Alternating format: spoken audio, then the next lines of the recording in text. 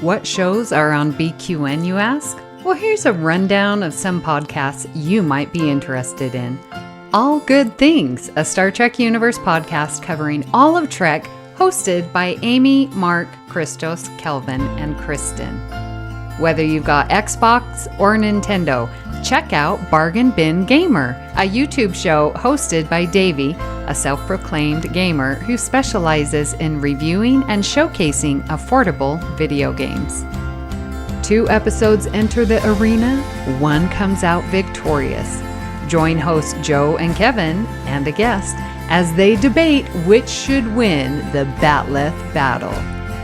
Grab your popcorn as you listen to Cinema Z, a film discussion and review podcast showcasing films you probably missed, but should definitely check out. Hosted by Mark and Matt. Don your apron for The Food Replicator, where Matthew eats and drinks his way through the Star Trek cocktail and 3 cookbooks. Beam Aboard Galaxy Class, a Star Trek Next Generation podcast covering all of TNG, hosted by Steven. In order to not repeat it, listen to History with the Zalogis, a snippet of historical events from around the world, hosted by Chrissy and Jason. For the newest Trek coverage, check out Infinite Diversity, hosted by Chrissy and Thad. Curl up with a good book and delve into beta canon with Peter, host of the online Trek Book Club on Twitter, and his new companion, Trek Book Club podcast. Test your Trek knowledge with Trexperts Quiz, a Star Trek quiz show hosted and written by Davey. Whether you're a member of Starfleet Federation or Planetary Union, go check out Union Federation, covering current Star Trek and the Orville, which we all know is really a Trek show, hosted by Kyle, Kevin, Amy, and Haley. Head over to YouTube and watch The View Screen live on Sundays, your Trek-inspired talk show hosted by Kelvin and Amy, with Season 2 starting in September for a 10-week run. Spill the tea with Christos while he discusses current Trek news and events and explores the world of fandom via guest interviews, all with a LGBTQIA+ perspective on What's the Tea-Bab. And for our Patreon members, we have the Hive Mind with monthly script readings, Let's Fly, a Discovery reaction show, It's Green, a cornucopia of topics, Amy's Math Moments, a quick look at math moments in Star Trek. We know you have a choice of podcasts to choose from, and we thank you for listening to BQN. Assimilate the audio. You're listening to BQN. Assimilate the audio.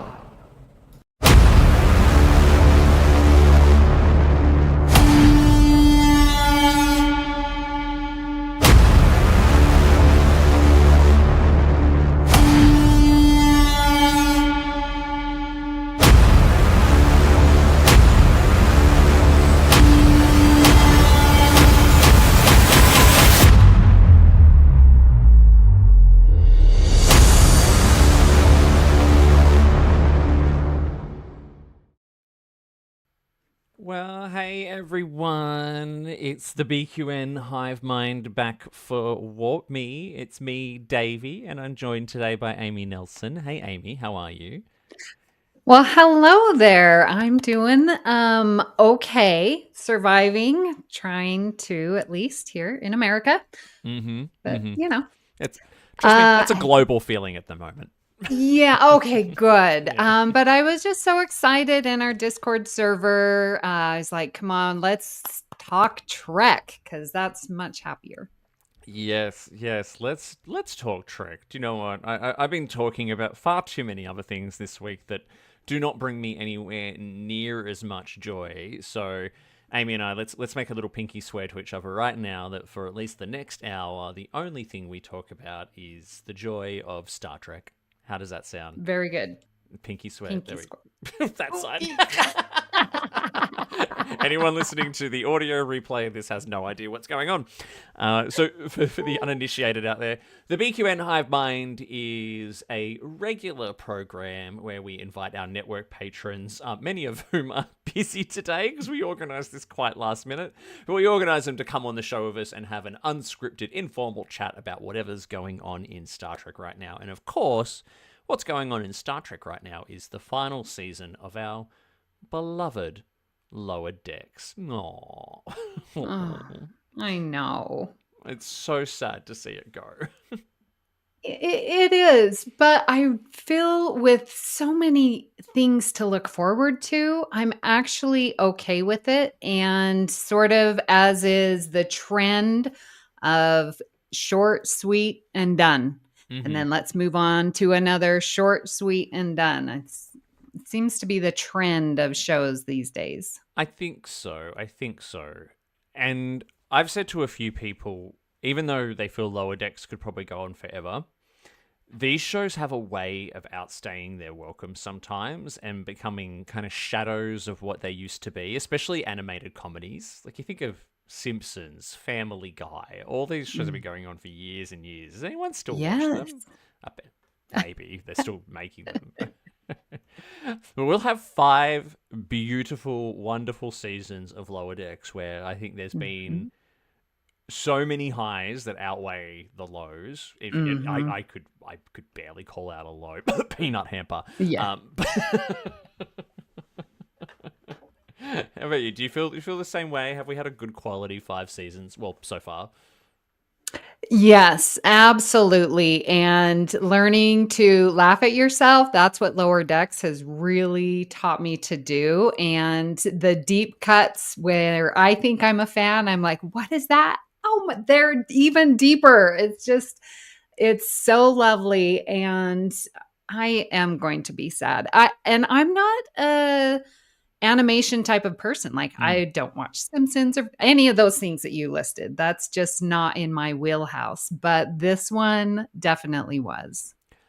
100%. And a lot of people kind of had to be won over by Lower Decks when it started because having animated Star Trek, I mean, apart from TAS, which is a thing that happened, a lot of people weren't. There was a mental barrier to kind of get over of having to watch a animated Star Trek comedy. I think it came along at the perfect time when there was a lot of divisiveness in the fandom around what was the creative direction of new Star Trek. Plus, I know Mike McMahon really sort of launched it early, or as early as he possibly could during the pandemic in 2020 because he felt we needed something to cheer us up. And my God, was he right. I remember season 1 launching in 2020 when Melbourne was in the depths of one of its strictest, longest lockdowns. And every Friday night, so we were allowed to have a little single bubble then. This is before I met Anthony. And we could, if you had another single person living by themselves, you could visit each other as long as you weren't living too far away from each other. So a good friend of mine, Glenn, who's been on Trexperts before, we would every Friday night, I would ride my bike to his house after I finished working from home. We would make margaritas, really strong margaritas, and we would watch Lower Decks. And it was just, that thing I looked forward to every single week. It was such a nice memory, and that's why it's got such a special place in my heart.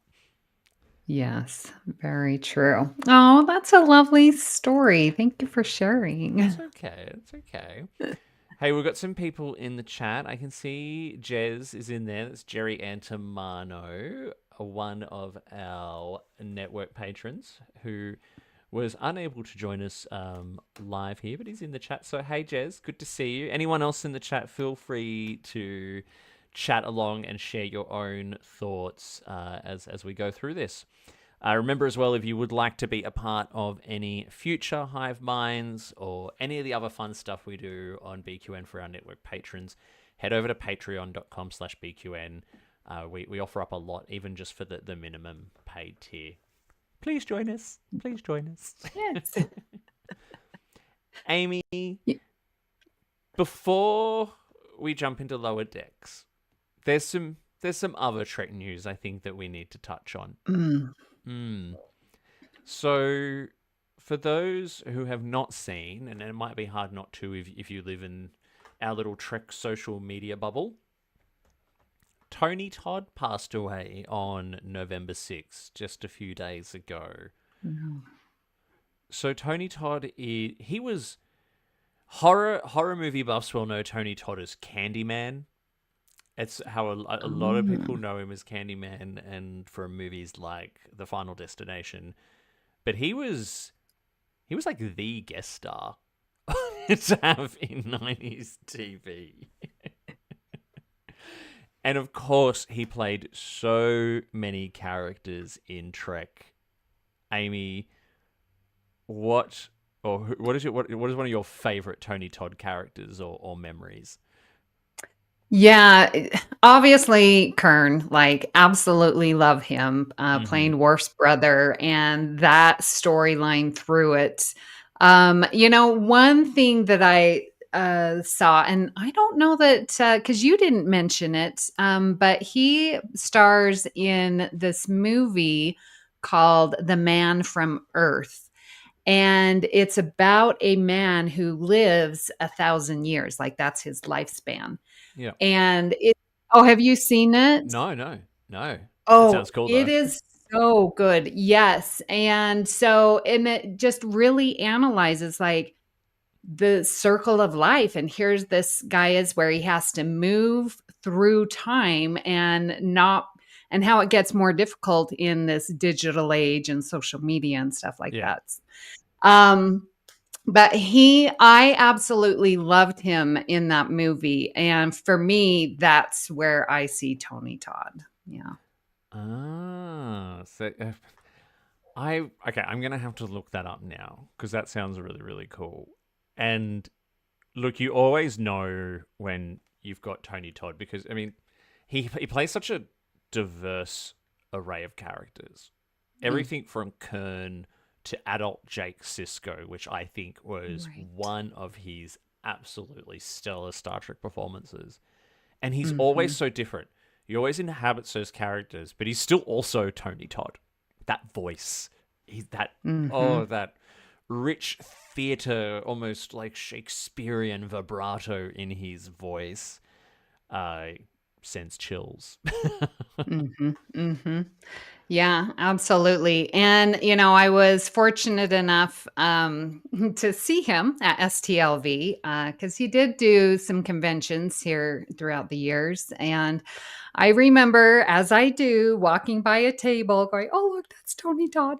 And of course, didn't approach, but I saw him a couple times at STLV. And, so he loved the fandom and loved us as well. We will Uh, miss him. Absolutely. And just before we move on off Tony Todd, I'm just looking through his IMDb credits.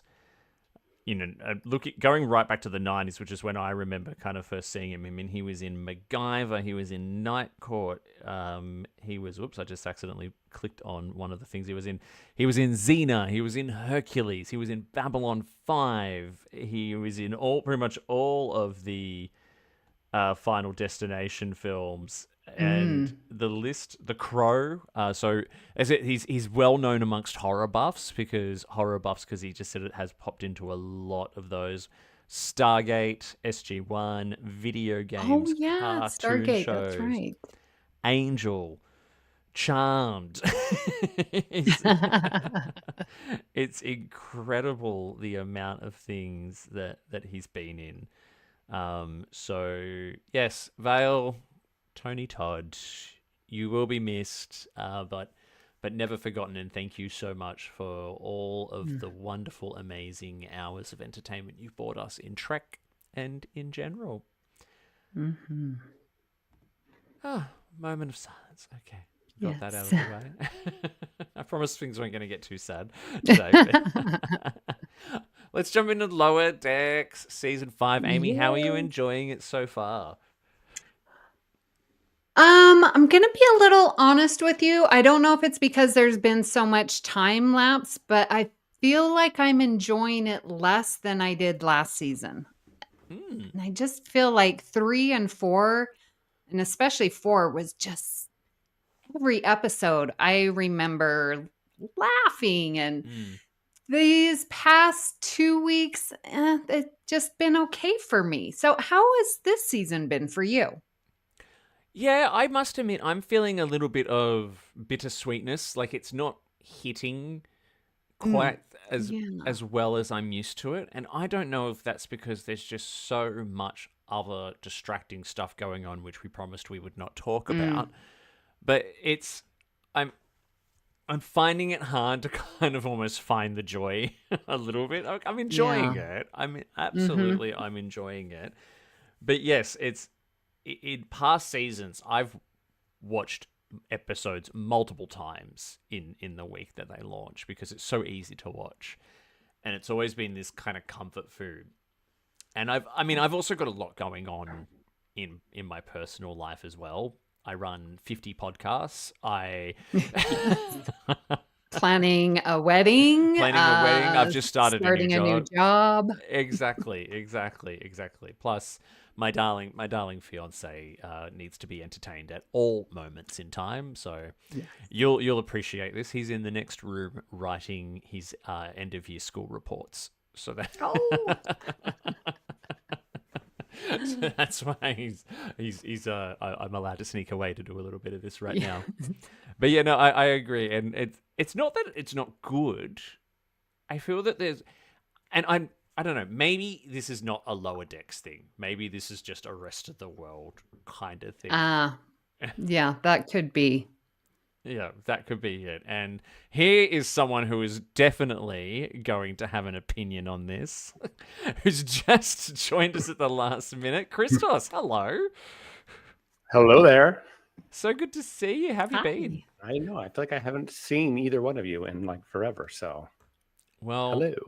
quick recap. We just went through some of our favorite Tony Todd moments, and now we're just doing a bit of a general. Hey, how are we finding Lower Decks season 5 so far? Amy and I were actually just saying it's not landing quite as well for us as it has in past years because maybe because there's just so much else going on in the world right now and in our lives, and it's a little hard to kind of find the silliness and the joy in it. How are you finding it so far? I mean, it's okay. I kind of feel the same way you guys do. I will say Lower Decks was never my favorite show. Okay. I mean, I enjoy some of the deep cuts and some of the references, but it's a bit repetitive to me. Mm.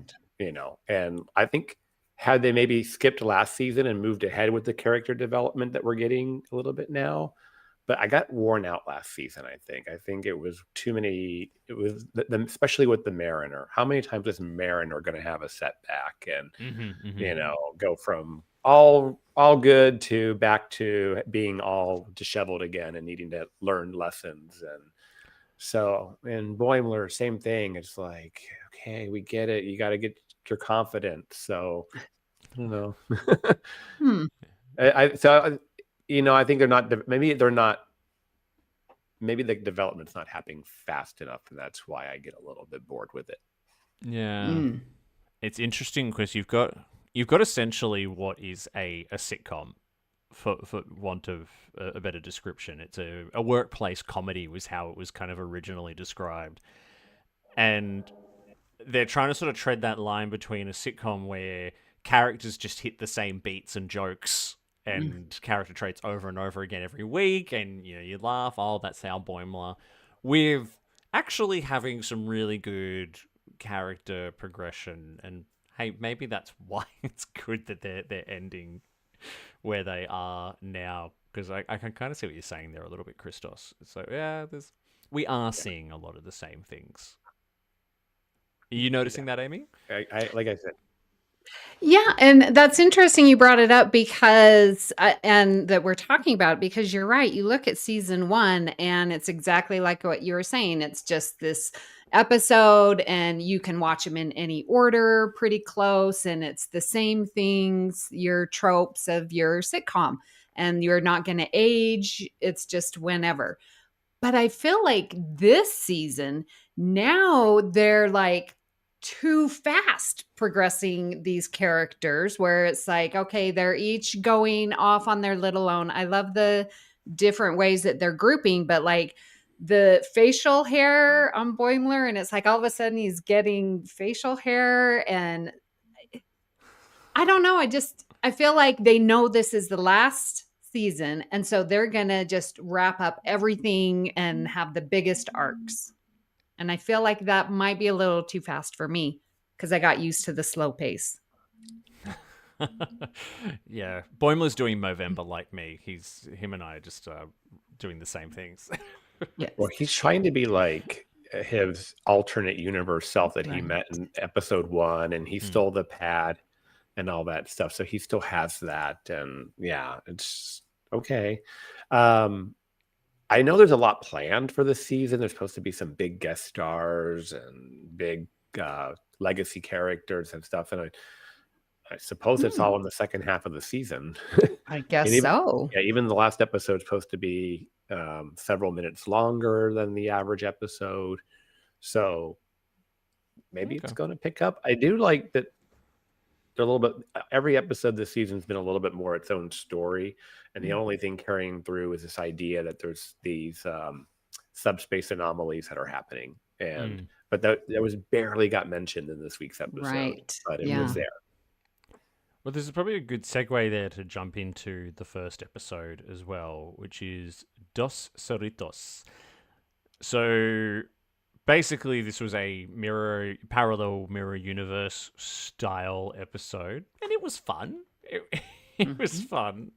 Yeah, I really enjoyed the just the silly, like, little underhanded comments about how the other crew was the, or no, so the alternate universe crew kept referring to the prime universe crew as like the the bad Cerritos, the dumb Cerritos, and then they're like, "Hey, no, we're the primes. You're not the primes. Yes. Why are you the primes?"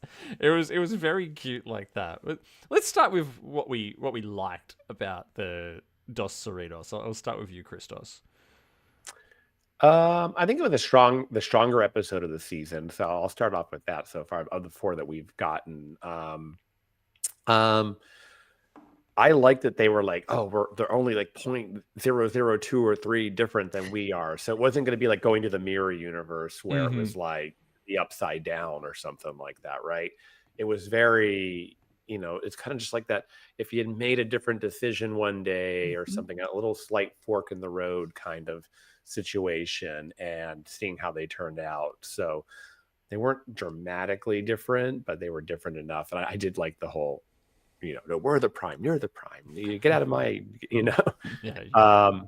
like I said, there were some fun things about that. I don't think we're seeing as much of, with the exception of maybe Ransom, we haven't seen a ton of the rest of the crew this year. Like, I don't even think the doctors had any lines this whole season. Am I wrong? I mean, like, very few. Yeah. Yeah. I'm liking, like, Talin is like almost like one of the 5, although she wasn't on this week.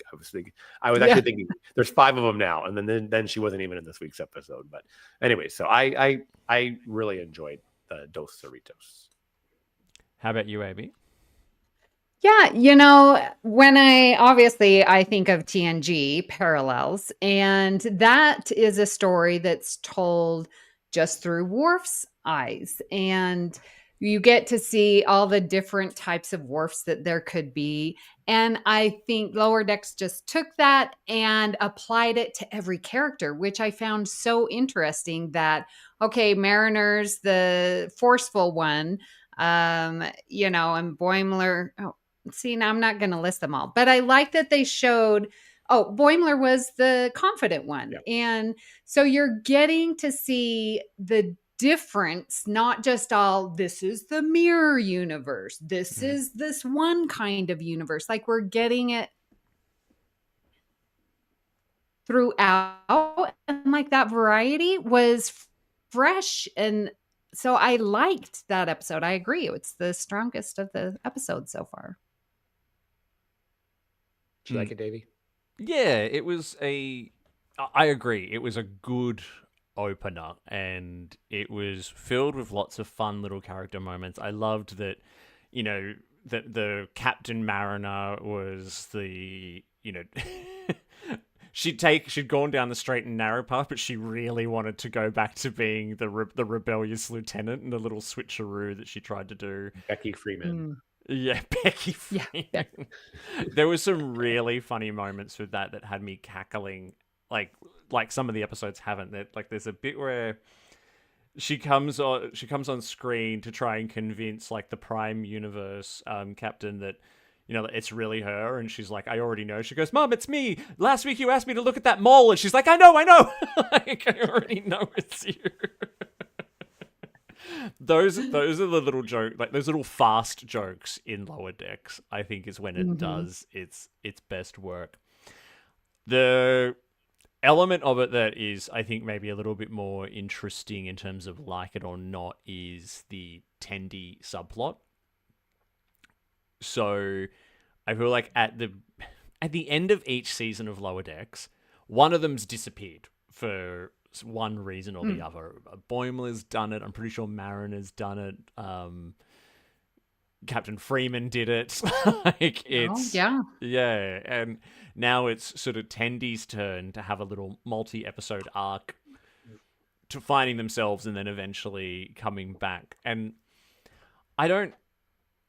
For me, this is the part of it that was kind of just okay, and it's the beat that's kind of gotten hidden on. Like it was fun. Don't be wrong. I kind of like the sort of like like, hey, the Orions don't have to be like evil pirates. We can have a what was it? She called it in the second episode the mutiny, a cutiny, or what was it? Oh yeah, cutiny. Yeah, or something like that. Yeah. So that was probably. That was the part of it that was just kind of like, yeah, it's okay, but it tied in nicely with the that kind of will they won't they with Rutherford, with the alternate Rutherford going like having deleted all his memories of Tendi and all that kind of stuff. But yeah, that part of it I could take or leave. I don't know. How did you guys feel about the Tendi B plot for the first 2-3 episodes? Who wants to go first? Yeah.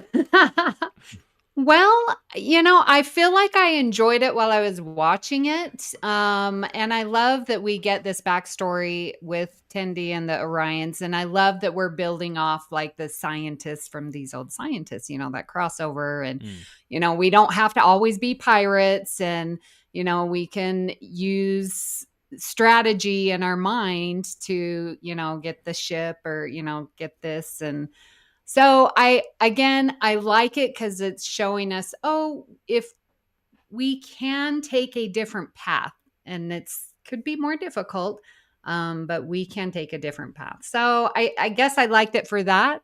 What about you, Christos? I think it just hit me why maybe we're burning out a little bit on Lower Decks as you were talking, Amy. The show is, for 5 years now, has been literally trying so hard to do these references to Star Trek, right? And in the beginning, it's cute and funny, right? But I mean, even like, okay, now we get to do the Orion episode, so we can do the Blue Orions and call them the Orions, and all these little things that are being done. Like we have to reference every last little piece of the Star Trek universe, and to an extent, maybe it's being done at the the behest of the story. Like we're just trying so hard to make references. And in the beginning, that was great. But I think maybe that gimmick is getting old. And, and that could be another reason why it sounds like we're getting a little bit of Lower Decks fatigue. That it's like if we just told stories and worried less about, well, okay, we have to go make a big reference to the animated series again, which it wasn't that popular.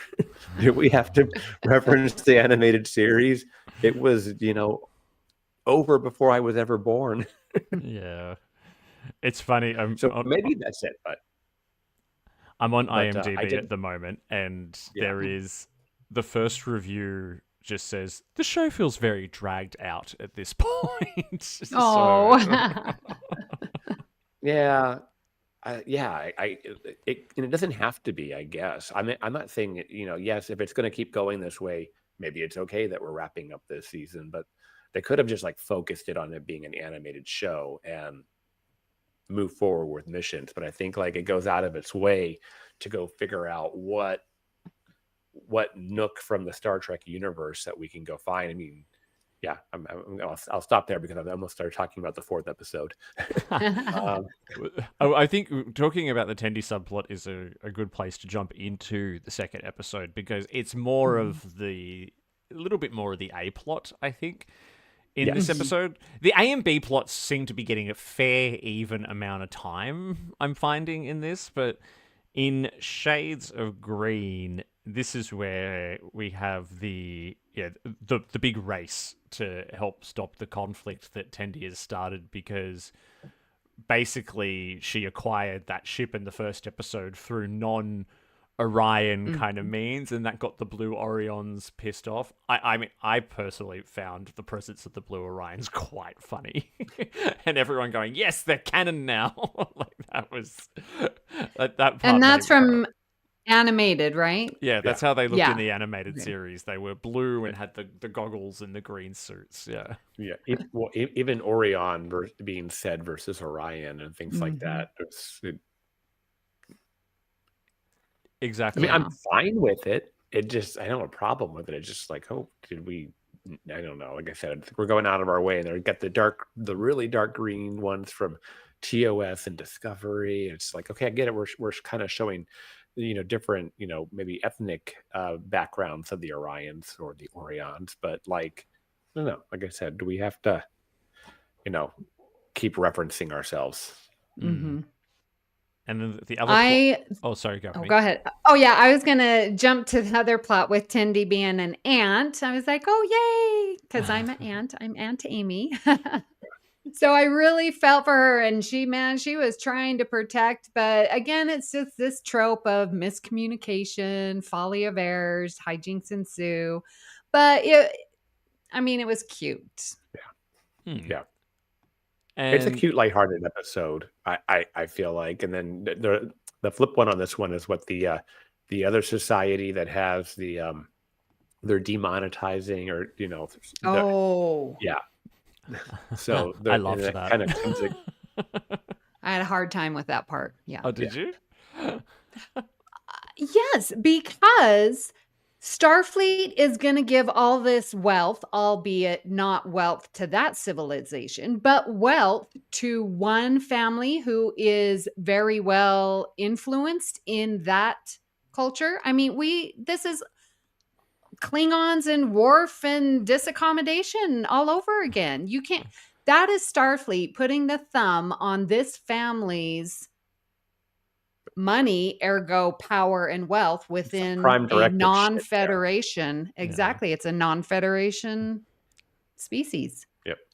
Yeah, I think that's an example of when the joke sometimes goes against the Star Trek law. Because the joke was really, well, hey, guess what? Like, they've given up on capitalism, whatever. Like, take this absolutely useless thing to us. And right. Because you had all those jokes running along through it, like they were, converting the banks into, like, aquariums and art galleries and all this kind of stuff, which was funny. I think it's that whole, like, nepotism, wink, wink, we did it, Mm-hmm. Yeah.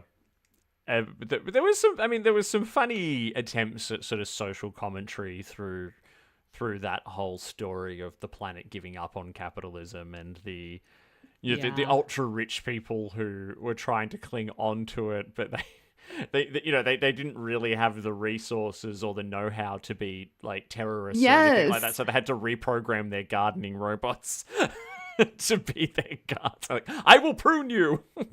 Yes. I thought that was quite. Those are the little things. Like I said in the previous episode, the whole thing with the mole and all that. Like those little kind of moments that kind of make me giggle in Lower Decks. But Christos, I think those jokes now are coming. They used to be at the expense of Star Trek itself. Now those references are a little bit more in your face, and the quick humor comes at just normal kind of slapstick, sitcom-esque kind of humor, I guess. Yeah. Yeah, there was the Boimler leading the away team, and then his ensigns got lost or something like that, and it's just like you wouldn't just- Taken. yeah, taken, right? Yeah, but this Yeah. happens all the time, and we're so busy because so many people are being taken right now that we can't do something about it. Mm-hmm. It's like okay, Yeah. What was it? Pointers? Was that what that was? Oh, yeah. Boimler's Pointers. pointers. those are cute. Those are cute. Yeah. I mean, And then in the end, it's like, oh, we used your pointers to, that's why they were alive. And I loved it. I did like the running gag of Boimler constantly talking through Mariner's communicator. Oh my gosh, yes. He's like, hey, Do you need a guys. communicator? Let me send one down. You guys are using the same communicator now. Good job. It's so funny. Yeah. That always takes me back to a joke in the very first season where Mariner quickly taps the thing and goes, emergency site-to-site transport, authorization code, something or other. And the person replies, they goes, that's not a real code. Who the hell is this?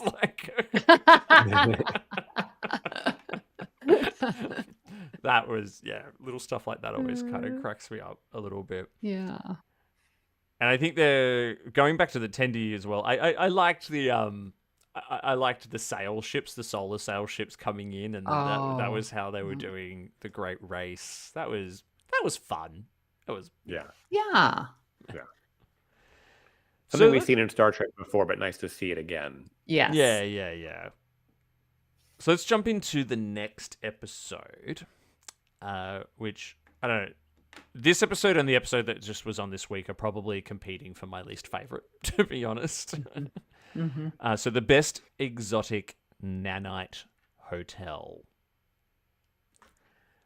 Right. So we had This is Jennifer. This right? is Jennifer. Oh, yeah. Yes. Yes. The return of Jennifer. I think for the sake of the return of Jennifer, for no reason whatsoever. Well, and I was thinking, she was only in the background a few times last season. She never, had any lines. And so I think it was this funny gag of, okay, well, we never really closed that up, so let's go do it now. But I don't know that it needed to happen at that point. I think, okay, we moved on. Well, but I feel like, to my point at the beginning, where I was like, they're making leaps and bounds, and Mariner's growing up. They're all gonna be perfect, ideal officers at the end. Like, that's sort of where I see this going, and they're learning. And it's, I think, a great thing to tell society of this: stop ghosting everyone. Just stop it. Have the maturity and say, I'm done. Gonna move on. Wish you the best. It's me, not you, right? Whatever needs to happen, but why ghost? That's just one. I don't think it says more about you than it does the other person. Let's just leave it at that. I'm gonna have to follow my sword and say I have both ghosted and been ghosted at some point. I'm not necessarily proud of it, but I have a very funny story, even just from yesterday. I went into a Big W store, which is like a Kmart, to buy a particular video game. And as I walked in, I saw this person tending to the Christmas section, and I'm like, oh, that person's really familiar. Now, this was someone many years ago, pre-Anthony, obviously, I went on a few dates with, and just kind of fizzled out. I don't want to say I ghosted, but contact just kind of became something that fizzled out, yeah. And I remember this person was a little upset about it, and there was this awkward moment where we kind of looked at each other, and it was like, oh, yeah, it's you. And then I went into the tech section, picked up my video game, went to the counter because they have to, they keep all the games in drawers under the counter, and the person who was supposed to be at that station wasn't there, and I could see this person I dated looking at me, and he's a manager there, so he couldn't just leave me standing around. And he's walked up, he's got his little communicator thing. He's like, "Jason, you have a customer at the tech desk. You're on your break." Hi, like, and it was so awkward. And then I was paying with a gift card, and the gift card wouldn't work, and I was like, I was in the back of my mind, oh dear. So Beam me out, somebody. Yes. Yeah, in my mind, I'm thinking I'm having my Similarly- Mara Jennifer moment. Sorry, go, Christos. Yes. Like 2 weeks ago, I was at the Orville Peck concert here in San Diego, and I'm with my friend, and we're kind of standing around. Actually, we were there early for the meet and greet, and so we're just kind of hanging around, and then suddenly these two guys walking toward me, and I'm like, I know those guys. And then I'm like, shit, I know those guys. And it was too late at that point. Kind of similar situation. Like, yeah, you're like, there's nowhere to go. Hi. Yeah. So there you go. Maybe there was an interesting message in the Jennifer story, which we maybe kind of overlooked just out of our kind of rolling our eyes that Jen was back. But it's something maybe we've all maybe done to a certain degree in our dating lives. The other story we had was Boimler's story, which was this was an odd one to me, where they're on the mission to bring the Admiral back to Starfleet, and I was listening to Where's Beverly the other day, and they were sort of saying like, this is really leaning into that whole Starfleet as the military thing. He's a deserter, and they've gone to drag him back into the military, kicking and screaming. I don't know. Did Amy, Christos, did either of you get that? Totally. And the other aspect of that is they make it sound like if you're unhappy in Starfleet, you can, change it, especially you can change things, right? Especially if they're, not at war or wherever, like this guy's an unhappy admiral. He could resign. He could ask for a transfer. They make it sound like that happens all the time. Not, I have to like go hide and go AWOL, basically, right, military term, to try to solve the problem. Yeah. It does bring to the point, not everyone gets to be the Enterprise D. Sometimes you're the Cerritos, right? You sort of do your time. I'm hoping, but you don't want people doing these jobs that are miserable. So, I feel like Starfleet, and by then would have this nice rotation. Everyone's well trained. Everyone knows you move around until you get until you get Enterprise D status. But until then, hey, everyone's got to start on an Oberth class. yes. Exactly. I think that's been a running gag throughout all of Lower Decks, is that, there are things that just ships like the Enterprise do. There's that episode where they meet the Vancouver class vessel, and the guy wants to transfer to the Cerritos. He's like, oh my god, it's so epic here all the time. I just want a normal life. Which is always kind of raises the point where, like, even watching shows like Voyager, I'm like, these are some high stress lives to have to live. Right? Yes. Put me on the Cerritos. But in general, how did we find Boimler's whole journey in this episode? Because it was really, it started with this whole joke that he thought that Ransom just wanted to use him as cannon fodder, basically. But really, Ransom was like, no, you're a good officer.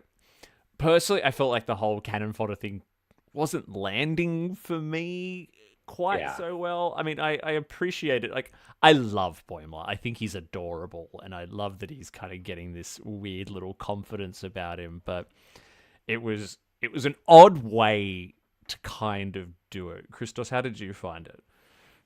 Yeah, I mean, he kind of thinks he's the red shirt of the mission, right? Mm. And we were probably a joke that they could have used, and it would have been a little funnier.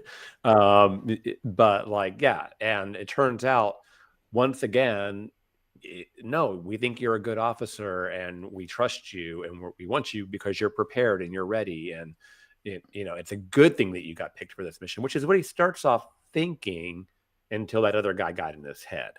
Mm. But um yeah, I think that's also a thing though, that after 5 years and he's got promoted now, the self-confidence has to kick in at some point, and maybe that's the journey of this season, is through his doppelganger giving him the or him taking that pad. I don't know, but he needs to be like settle into his own skin and just be confident that he knows his stuff, and Hmm. he Hmm. he knows his value. Yeah.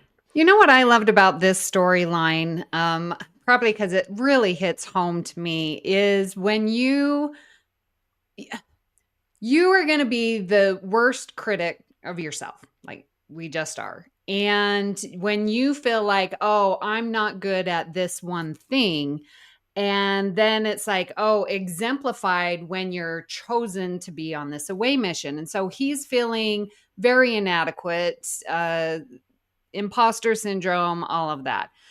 But it's that stringiness. What was that? The descriptor word? The lanky, was that the word they were using? Yeah. Something But similar to once that. I he, can't remember. yeah, once he leaned into that, and where it's like he felt, oh, again, I'm putting this Amy perspective. Oh, my body type is this skinny, scrawny thing. That's not what I want or that I see others.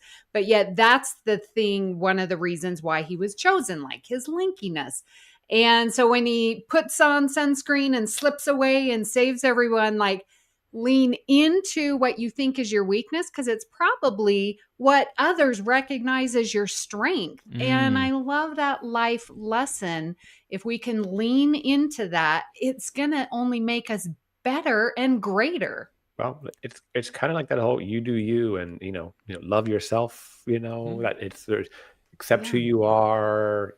It's there's we say that so many different ways and so many different times, but Hmm. it's true. Yeah. I love how you framed that, Amy, because it's almost like the imposter syndrome kind of thing, which I know has haunted me my entire career, because I feel like my day job is one which is full of very serious people who are, I feel, infinitely more smarter than me and all that kind of stuff, and Mm. I'm always a little bit more lighthearted and not as panicky and a little bit more pragmatic. And but then I've found, like, from leaving like my most recent job, people have been like, oh my god, all these things that I thought made me deficient, they came out and said, these are all the things that we loved about working with you, Mm. and why it was so much Right. better compared to some other people that we've worked with who have your job title in other organizations. And I'm Hmm. like, oh, so okay. Huge, right? Yeah, yeah. Yeah. It's really better. I'm sure we've all felt a little bit of imposter syndrome at some point in our Oh, careers. totally. Yeah. Well, and then like you get this relief, and it's like, gosh, why was I worried so much, And it's Mm, this weight, and Yeah, yeah, just blooming into yourself. Yeah. mm, yeah. For me, that similar lessons, and right there, kind of tying back to the episode, when I finally figured out just being myself instead of Mhm.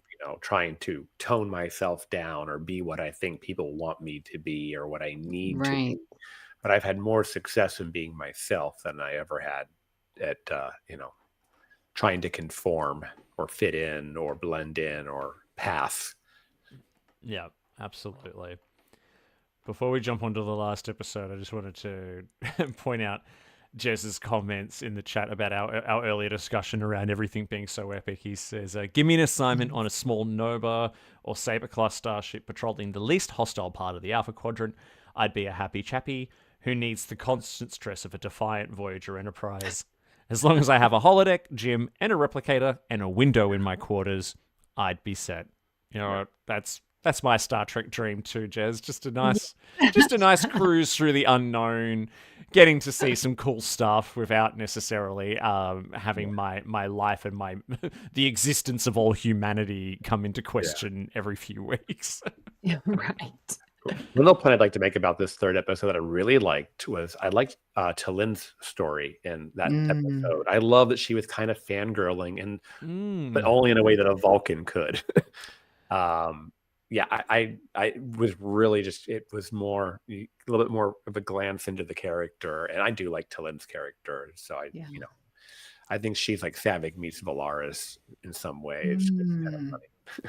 Yeah, and she's faded into the background, which is kind of a point you made earlier, Christos, because I'd completely forgotten that she was even in this episode, and she had actually quite a fun little role to play with that whole fangirling thing. Even in the earlier episode, we didn't mention where the whole thing where she's trying to get along with Rutherford, and she puts the shuttlecraft. The shuttlecraft's finally finished, but then she destroys it again, so that Tendi and Rutherford can have the joy of starting from scratch. Like, yeah, that was another really good part that I felt was a life lesson. Counselor Amy's in the house, by the way. Here she is. Yeah. Like, I love that Talin is so logical, and she fixed up the shuttlecraft and was like, what's my logic? Like, why are you upset? And then the real purpose, the purpose wasn't to fix the shuttlecraft. The real purpose comes out, which she missed.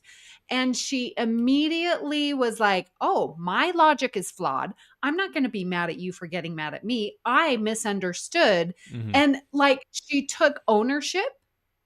And it's like, all of us can learn that better, where it's like, why are you mad at me? No, why go inward with that? Where was my logic wrong? Why did I make an assumption? Right. And if we can, I loved that part with Talin and Rutherford. Yeah.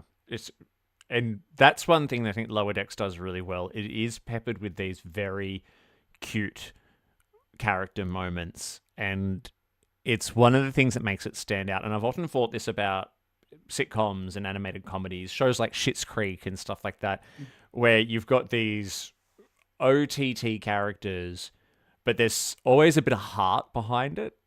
And I think that's when comedy like this is really at its best. Not when it's like mean for the sake of being mean or rude for the sake of being rude, but like you actually like these characters, and you get these little moments like that, which just remind. And when you put it like that, Amy, it reminds me just how much I do love these characters. Aww. Final episode so we're halfway through the season, so just in a few days before we've come to air with this, is a farewell to farms, which now this is one of those ones where I feel like I need to go and watch it again. Two plots going on, very disconnected from each other. Well, let's just say one is barely watchable, if you want to call it that. Which one are you talking about? Miglamoo or whatever, the damn bird, who I don't even like the character to begin with, but the storyline was atrocious. I didn't understand it. Are they saying that the bird's only purpose for anyone is to be a cook? A chef? That's kind of like, it's like the pinnacle of their society. Yeah. Honestly, I think they're kind of like the two foodies, it's like one's like supposed to be like they're like, it's like the trope of the brunchy gay and the really basic white girl, and they're kind of playing those tropes. I'll bleep that later. Don't worry.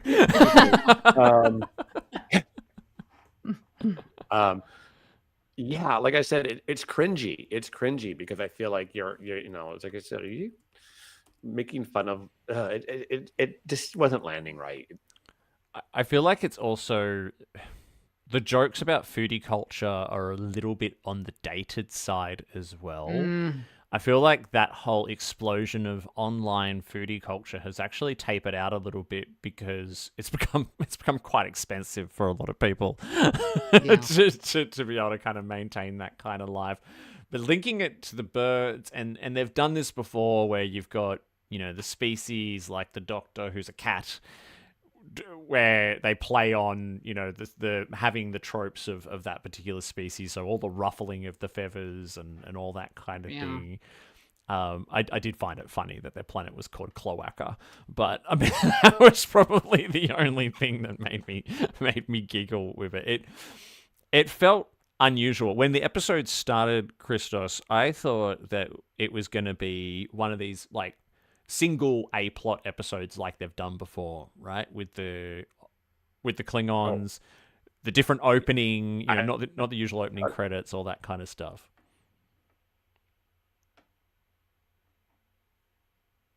I was expecting wage douche. Yeah.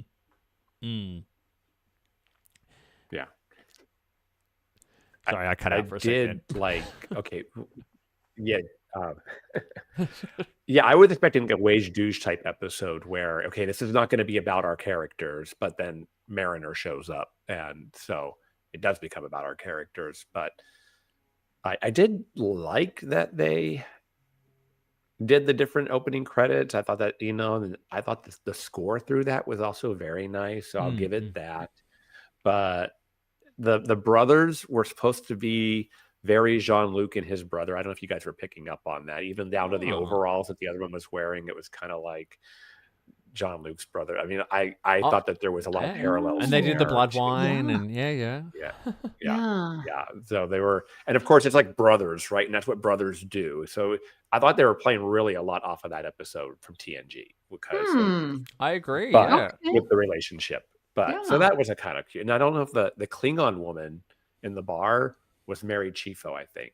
So that was fun too. Oh, I did not know that either. Oh, wow. Me neither. I do need to watch this episode again. Glad I showed up. Yes, because she said that she had mentioned that she was going to come up. So that's one of our guest appearances. A guest appearance, but it's not like a return character. Yeah. So there's a little bit there. It's okay, Yeah. Mary Chieffo, but I'm glad she's getting more work in Star Trek. But I'd love to see Laurel show up on Strange New Worlds. Yes. Amy, do you think that this could have been the whole episode? Like I was saying before, do you think we could have just had a slightly more just a plot episode with just what was going on with Boimler and Mariner on Kronos? Yeah, I think it would have been better. Well, I was just going to say, I loved I did like, there was more interesting, more funny stuff happening in this plot. And the recurring gag of Boimler just going through a Klingon phase right now was really, really funny. Like, it's going to be Klingon as hell. And he's down for anything. Absolutely. Yes, that was the best part, storyline. And like, again, with the pain sticks, and Boimler getting so excited for every little Klingon experience, like it's like his own theme park. It seemed like that was really cute how they did that. But again, the theme of working together and them climbing on each other to dissipate the electricity, and I really did enjoy that. And then the brother being reluctant, well, I guess I'll do it too, and so it was cute. Yeah. And what was it? He was making up some of the rituals just to kind of get them to like do like gardening or something. Like the guy hated him, so he was just being hard. So I probably would have liked this episode, like to your point, Davey, if they had just dropped that B plot, because that's what really was making it painful the other day. But not getting into it, or maybe I was just like not paying attention when it was, the Miggly Moo and his storyline. But it could have been a lot better had it just been a one big A plot that played out a little bit more, maybe involved another character from our main cast. Well, I just feel like an A and a B plot, there needs to be some kind of link between them. And the only link here was that two of our normal main cast were on Kronos, and two of our normal main cast were back on the ship. And there was normally like the same kind of narrative device is happening around them at the same time to drive both plots forward. But and it's been a little bit like that throughout this whole first half of the season. The A and the B plots just don't apart from maybe the episode where they were on the nanite planet, the nanite hotel. They were both on the planet doing the same thing, that kind of stuff. But the rest of them, it's just like, well, there's no. I just feel like I'm watching two different episodes mixed in with each other.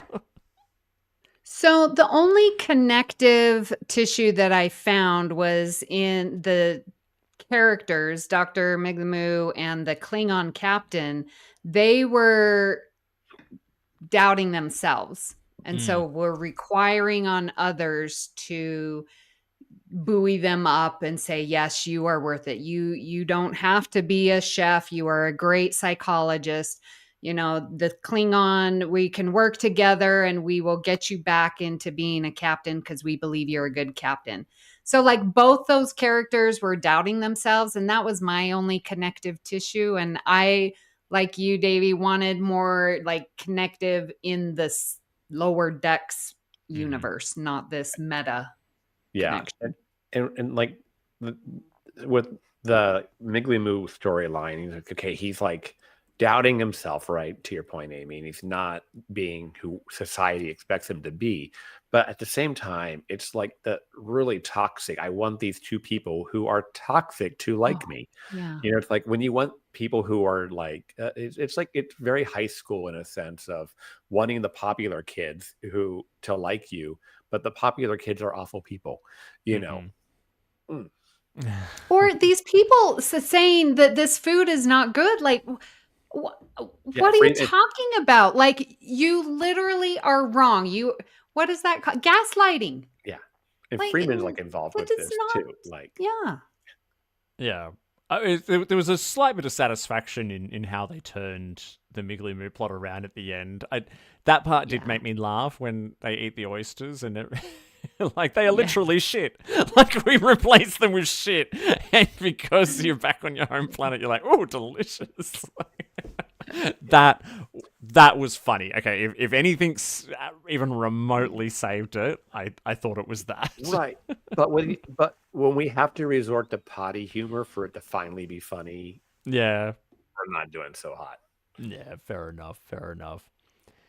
A few little things to sort of take this one out is the links to whatever broader thing is happening. So we find out that these anomalies, someone is making them. Dun, dun, dun. And we get a few more references to Starbase 80, which has come up in Lower Decks before, but it's come up every single episode so far. Have we heard about Starbase 80 in Star Trek before, Lower Decks? Yeah. No, before Lower Decks? I don't think so. I think that's the Lower Decks creation. I thought you were going to say before. I'm like, isn't that where they're going to send Freeman off to at one point? Yeah.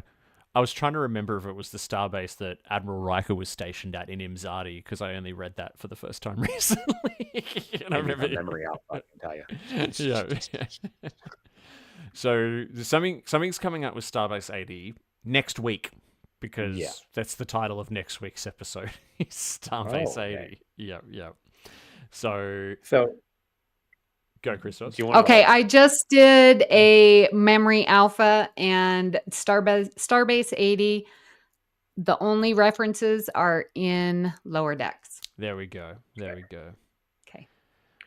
Where these rifts are going, I think, and there's going to be more of them, obviously, and they're obviously can be in different space and time and whatnot. I think it's going to mesh us with another show, maybe potentially in another timeline. If I didn't know, if I were guessing, and just completely Christos's feelings, I have a feeling we're going to see some Enterprise people. Okay. Because that's where Lower Decks would go, somewhere that fandom would just go crazy over, and then that would be a big pleaser.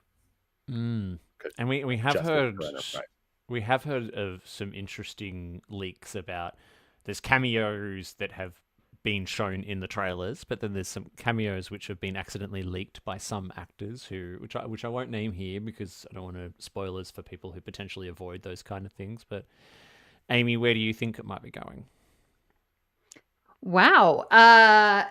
I have learned in knowing Christos to listen to what he says He's good, more yeah. often than not. Yes, you are in tune, Christos. So, and I also listen to Calvin, who is my host on the view screen. And one thing that he likes about Lower Decks is that it has he pointed out that they used a star date and that the Lower Decks is connecting these, post Voyager shows together. And he really likes that. So if they could, I don't know, the time thing, they could just jump around and sort of connect all the shows. Could we get a Starfleet Academy? Because that's sort of the next one to come out. I don't know. Yeah. I heard what he had said, I think, on Viewscreen last week about it starting to be right to where Prodigy starts, is where we're finishing with Lower Decks. Right. So there's that. But like I said, my money's kind of bigger that it's going to hit somebody in a different timeline, we're not timeline, but a different part of history, right? So whether it's going to be Discovery, whether it's going to be something, from TNG or which I think has been done. So I don't think they're going to go there. I think it's going to be like Enterprise or something like that. Something that's going to be like, wow, people are going to go nuts over. Yeah, Peter from Trek Book Club in the chat, before you even said it, just said a big yay if we return to Enterprise, which could be cool because Peter, there could be an opportunity there to maybe right some of the wrongs of the ending of Enterprise, maybe. Oh, right. Yeah. That could be cool. I think the Starbase 80 thing, I'm prepared for that to be a bit anticlimactic. I don't know.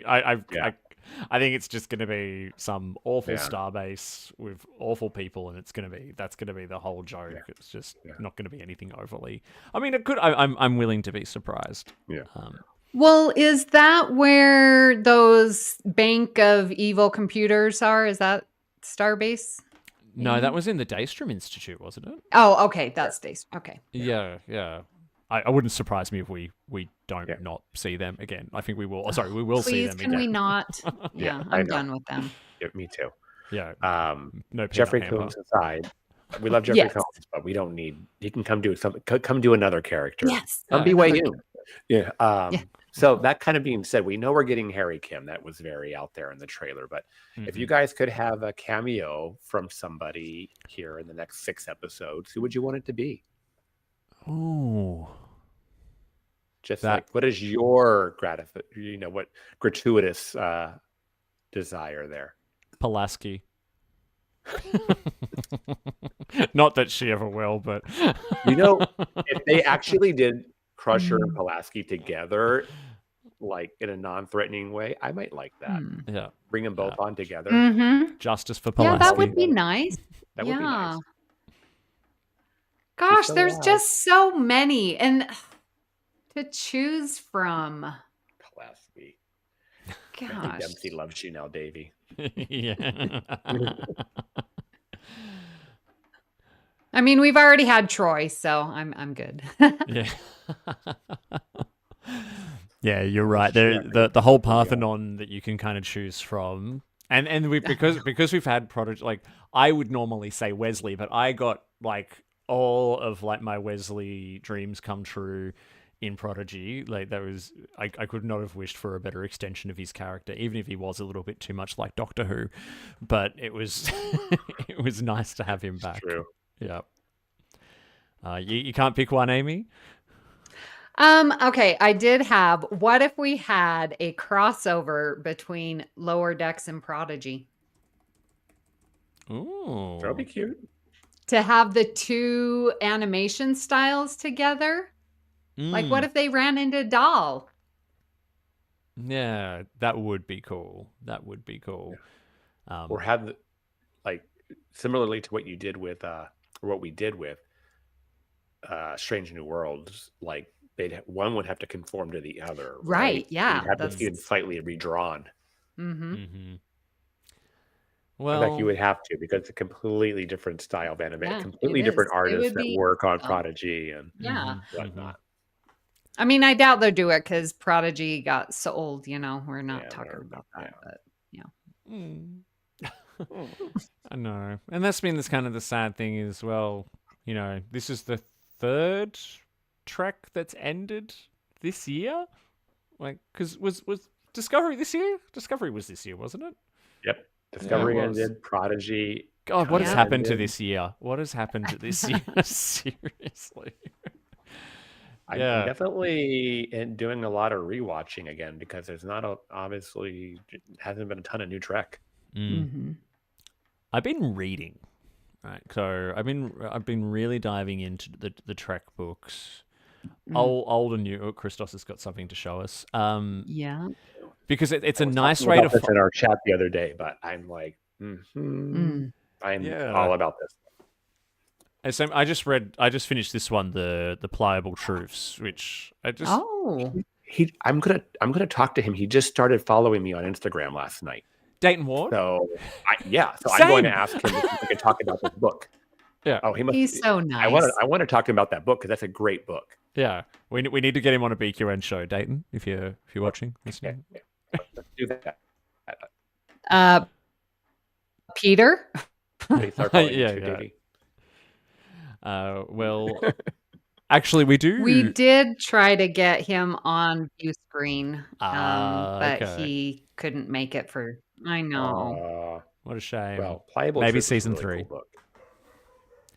But yes, so my point being is I'm reading a lot more of the books. One, because it's Anthony and I are very, very busy. I don't get a lot of time to sort of sit down and binge watch anymore, and he's not a big Star Trek fan, so I don't have it on in the background as much. But reading the books has just been a really nice way to find new Trek stories and adventures, and some of them are really, really quite good. Yeah.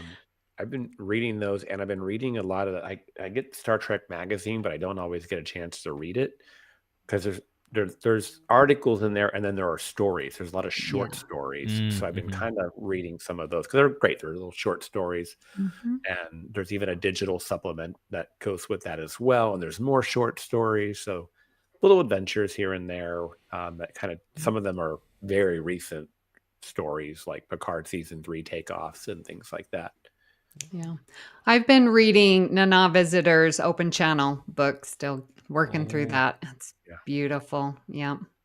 I need to get that. It's great the way she did that book, in the sense that you can take it in chunks. Yes. You want to go read about one actor, one actress, one character, you can do that, versus just cover to cover. And she makes a good point that it's like, it's not really a story about Star Trek. It's a story about Hollywood, through the Star Trek lens, and like how it shaped society, it just really is very well put together, and it's purposeful. That's what I like about the book. Yeah. One final thing I'll say on stories. You mentioned short stories there, Christos. If you ever get over to Archive of Our Own, there's some great Star Trek fan fiction, including a lot written by our own MC Froders from Treksperts, who writes a series of fanfic set in the Kelvin universe, which is about Spock and Michael Burnham growing up together, but in the Kelvin universe. Like wow. But fan fiction is you got to sift through some stuff there, but there is some great stuff to find in fanfic, which just explores all kinds of things that maybe you never even thought possible. So there we go. Well, I think that's kind of the time that we have today. So thank you both so much for joining. Amy, we kept our pinky swear. We we stayed on topic. We did. Oh, goodness. So, Amy, what have you got coming up? We've got the season finale of The View Screen very soon. Yes. Season finale, season 2, The View Screen. So come back to YouTube. Sunday morning, 9 a.m., 5 p.m. UK time. And we are going to, it's going to be a great show. We always end with trivia with Jim, so a patron of the network. So we have our little trivia. We are getting Joe Keegan on to do us another cocktail because he did from season 1. And we are also having Christian Carter with his collectibles since Christmas is coming up. So some lovely Star Trek things to purchase. And of course, we will always have Kristen with the news. So full show tomorrow. I'm very excited. It's my coffee time. Mm-hmm. Perfect. It's so good. I was just saying to Amy before we came on air that I don't, because you guys go live at like 4 o'clock Monday morning for me, but Yeah. I have an hour drive to work and an hour drive home. So I listen to, on a Monday morning, I listen to the first hour of View Screen on my way to work and the second hour on my way home. Yeah. The fun thing, listeners, when we usually do it's 9 a.m. here on the West Coast of America when that is out. When View Screen's not going on, All Good Things records. So on a Sunday morning, I would normally get up, have my coffee, review my notes. Maybe I'm hosting, maybe I'm just participating, but we're going to do All Good Things and record. When they're doing View Screen, I just have to wake up, have my coffee, and sit on the couch and watch it on my TV. And it's like, oh, I have my Sunday morning time. So thank you. Is All Good Things going to come back whilst the View Screen is in hiatus? Absolutely. Yes. And will we get a View Screen season 3? Has it been renewed, or is we not announcing anything yet? We are not announcing anything. Okay. I just thought I'd try. It's been really hectic. And in fact, Christos, we haven't decided when All Good Things is going to start. I mean, I've got some work to do. My goodness, I got to get things going again. Life is busy. I mean, I've been thinking I was going to be dropping all these episodes of What's the T-Bev during this hiatus, and I've only gotten one done. I mean, it's been 10 one weeks thing after another. Yeah.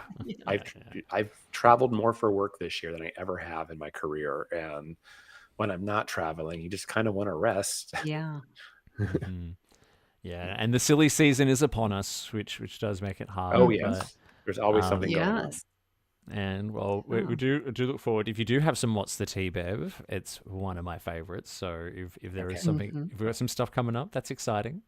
There is some stuff coming up. Excellent. And for me as well, so Trexperts Quiz has had a rocky few weeks because we've had some people who have had unforeseen issues, so we haven't been able to bring some episodes to air, but we will be back next week doing a special Generations quiz to celebrate the 30th anniversary of Star Trek Generations, which is really exciting. Davey, I just listened to your season 2 TOS episode the other day in the car. It was cute because even I knew so I do know season 2 TOS a little pretty well. So I was screaming answers out. So that was a fun episode. Alex and Sammy are always fun to have on. They are. Yeah, that was super fun. And then and I wanted to say I am, because I've been listening to your past couple of Trexperts quiz. Emily in Paris, just found it. I'll link you and Anthony up. You can have a chat about it because the joke is that our trip to Paris was pretty much modeled around season 3 of Emily in Paris. Anthony just watched that and went, "Oh, I want to go here. Oh, I want to like all the restaurants. Like we spent so much money because we had to eat everywhere that Emily ate." Love it. Okay. And listeners and viewers as well, my other show on the BQN, Bargain Bin Gamer, is still going along. I'm actually heading into the studio this afternoon. Mitch and I are interviewing the founders of a group called the Melbourne Gamers, spelled Gaymer, which is a local group for queer gamers that have regular meetups. And that show's been really fun lately. We've kind of pivoted away solely from playing cheap games to focusing on games through a queer lens, which has allowed us to make some really interesting connections. And so we've got some really fun people coming up as guests on that show as a result. Great. Wow. So yeah. All right. Thank you so Good. much, Amy and Christos, for joining us. And we've had Peter and Jez in the chat. Remember, we will be Yes. doing more of this to finish recapping. Patrons, you are welcome to join us in on these chats.